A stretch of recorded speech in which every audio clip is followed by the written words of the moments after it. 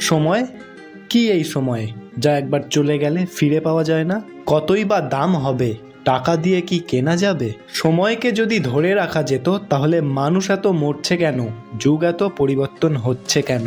আমাদের সমাজে জ্ঞানী ব্যক্তিরা অনেক কিছু আবিষ্কার করেছে, নিত্য নতুন টেকনোলজি বের করছে, তাহলে কেন পারছে না সময়কে ধরে রাখতে? সময় কি তাহলে এতটাই ক্ষমতাশালী যাকে ঠেকাতে পারছেন না আপনি, আপনার গভর্নমেন্ট? সময়ের সাথে আপনি যদি চলতে থাকেন তাহলে আপনি এতটা উন্নত হয়ে যাবেন যে আপনি তা কখনো কল্পনাও করেননি। কিন্তু সেই সময় আপনাকে যতটা উন্নত করতে পারে তার থেকে বেশি আপনাকে ভাঙতে পারে। গবেষণা বলে পৃথিবী সূর্যের চারদিকে ঘুরছে, যার ফলে দিন ও রাত্রি হচ্ছে, আর এই দিন রাত্রির মধ্যে আপনার জীবন বাঁধা আছে। ঘড়ির কাঁটা মানুষ আবিষ্কার করেছে, প্রকৃতি সূর্য দেখিয়েছে, তবে কি মানুষ সময়কে বাঁধতে পারেনি?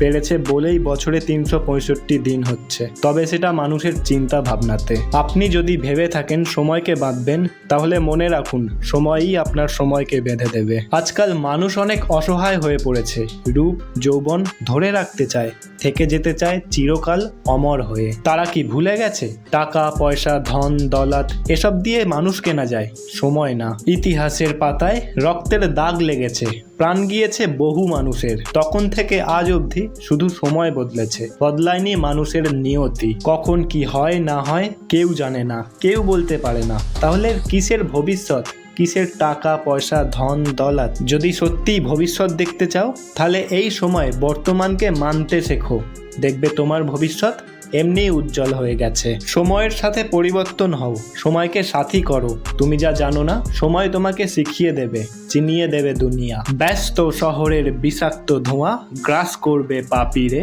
সময় তোমার আসছে ধেয়ে, পালাবি কোন পাপিরে। ভালো থেকো।